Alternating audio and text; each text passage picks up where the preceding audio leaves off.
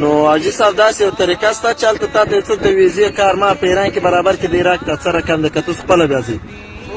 معنا داسې یو د ویزې طریقه امریکا هلته برابرېږي ته خپله بیا ورځئ سفارت ته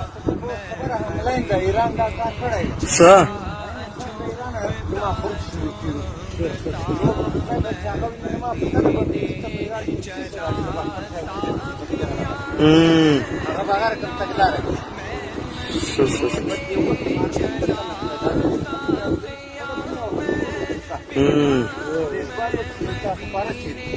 نو حاجي صاحب پرون داسې ویډیو نشر شوی چې شیخ حماسي صاحب ویلی ول دی چې ما ځګۍ ول دی زموږ سره په تماس کې په تیارې کې هست و نو یعنې ستا یقین دا دی چې ته پر دغه باسکل باندې ولاړ سې نه بداغه پخه اراده خو بدان که د رب رضا او چې ته پر دغه باسکل باندې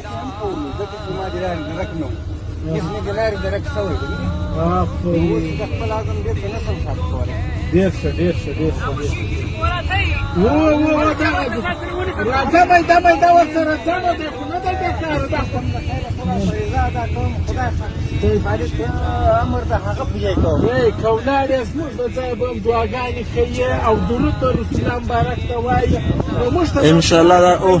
دغه جان چې زما سره پر بغل را سره و باداره تېنسي به وکړي خپلو بلکې ته سره او موږ ټولو ته به دعا کوي انشاءالله د خیر تا سره څه خدمت کولی آمین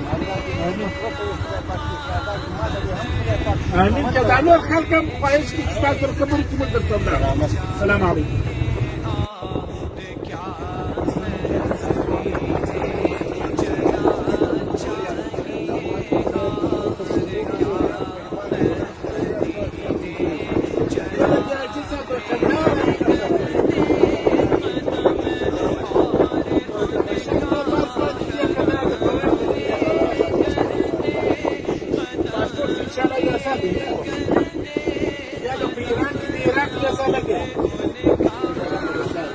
نو حاجي صاحب داسې یو طریقه شته چې هلته تا ته یو څوک د ویزې کار ما په ایران کې برابر کړي د عراق ته څه رقم ده که ته خپله بیا ځې معنا داسې یو د ویزې طریقه امریکا هلته برابرېږي ته خپله بیا ورځئ سفارت ته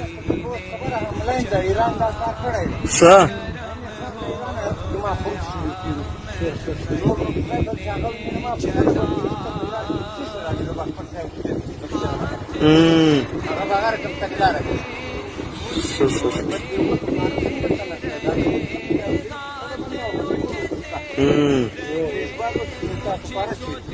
نو حاجي صاحب پرون داسې ویډیو نشر شوی چې شیخ حماسي صاحب ویلی ول دی چې ما ځګۍ ول دی زموږ سره په تماس کې په تیارې کې هست و نو یعنې ستا یقین دا دی چې ته پر دغه باسکل باندې ولاړ سې نه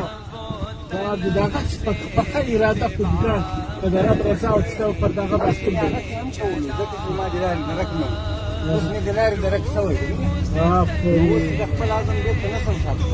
ډېر ښه راځه به دا ورسره ځمه دی خو نه دی بېکاره دا امر د هغه پوجا کوو که ولاړې زموږ د ځای به هم دعاګانې کوي او درود د رسول مبارک ته وایي نو موږ ته انشاءالله دا دغه جان چې زما سره پر بغل را سره و باداره تېنسي به وکړي خپلو بلکې ته سره او موږ ټولو ته به دعا کوي انشاءالله د خیر تا سره څه خدمت کولی آمین آمین که دا نور خلک هم خواهش کړي چې تا سره خبرې کوي موږ درته ولاړو سلام علیکم